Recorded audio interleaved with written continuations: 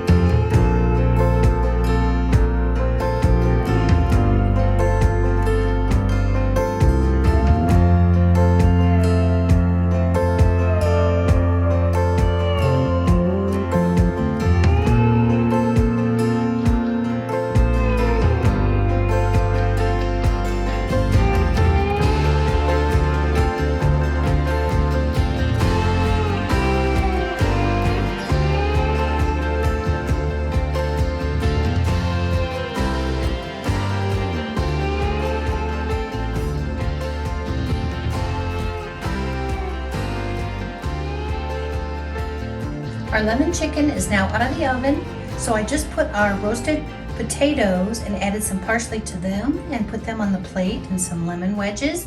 Now over here we have our garlic sauce that we made earlier, and I'm just going to pour that over the chicken.